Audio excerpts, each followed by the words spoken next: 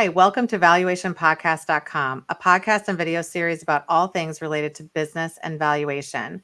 My name is Melissa Gragg, and I provide online divorce, mediation, and valuation services in St. Louis, Missouri.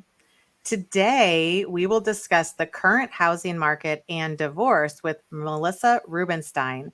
She is a former real estate attorney and a current realtor in New York and New Jersey, and has a lot of interesting perspectives in real estate, where everything's going. Welcome, Melissa. How are you? Thank you. I'm great. Thank you so much for having me. We're starting to see is people are having these houses, and these traditional kind of, even like you're talking about, bigger houses than we had in the past, maybe some additional houses, or rental real estate, and they get to this place where they might get divorced.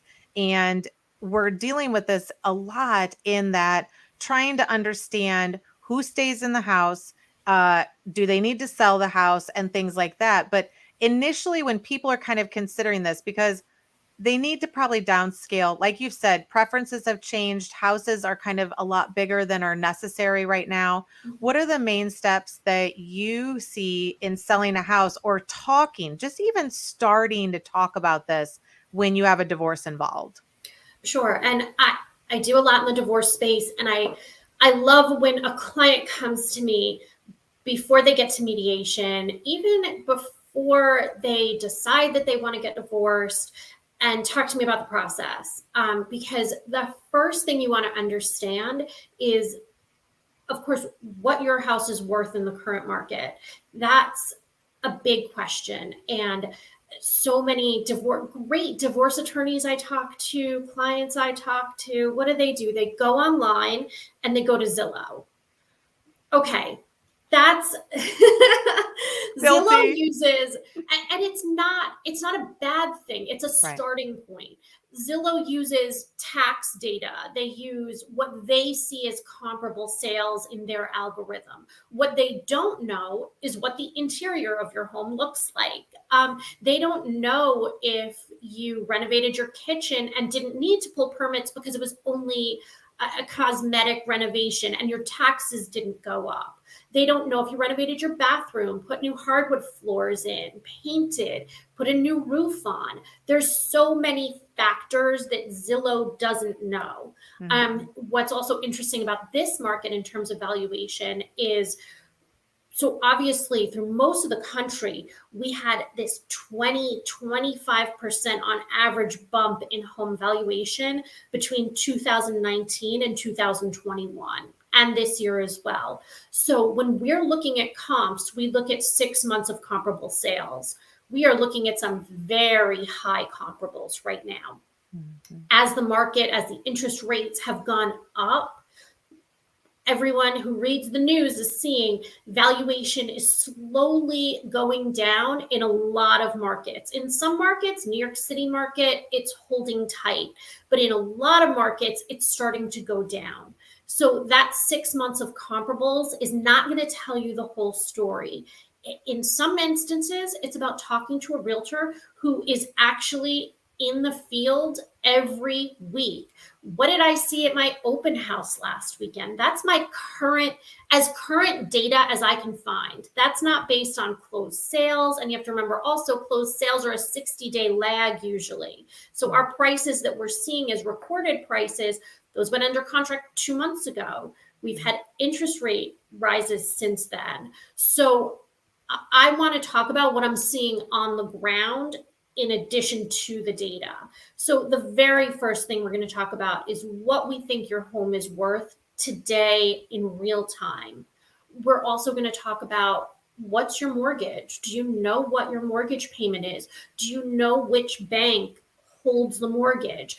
Mortgage companies sell their loans often.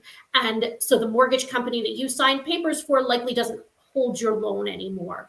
What's the login on your bank account for your mortgage? You should know that. Many people don't. Has there been a second mortgage? Has there been a home equity line taken out? Has anyone drawn down on the home equity line? These are all questions that I want my clients to research and know the answers for before they decide going into mediation or support, whether they think they want to sell their home. It's important to get a complete picture of your house because often it's such an emotional connection. You're talking about an emotional asset. It's not a car. It's not even an investment property. This is maybe where your kids go to school, where you brought home your baby from the hospital. You bring in a professional to take the emotion out of it a little bit and get you the most prepared for your mediation. Now, does everything still hold true that you need to, have everything updated, have like an immaculate house? Because I feel like during some parts of the pandemic, probably towards the beginning, it was like you could basically put a straw house up and sell it for $1 million because it was just like everything was going. It didn't matter if it was falling apart or not. Do you think the Well, market has changed a bit there? that's where things have changed a lot. I mean, everybody saw the meme on the internet about the kids' playhouse that, someone was selling for $1 million. It was true. At the height of 2021, 2022, you were putting anything on the market and someone was buying it.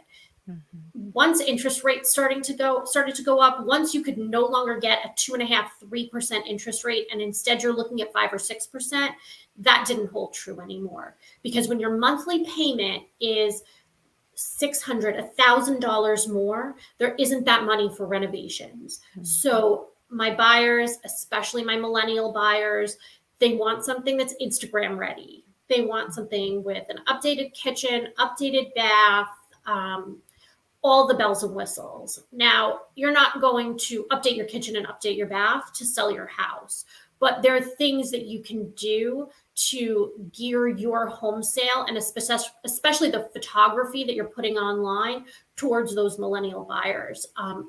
A fresh coat of paint in the house, possibly redoing some flooring. And when I stage a home, it's minimalist. It's, everything that you see on HGTV, you're taking most of it out, you're putting some staging in. They don't want to see your 45 years of tchotchkes in the house. They want to see something clean and neutral that they can picture themselves in.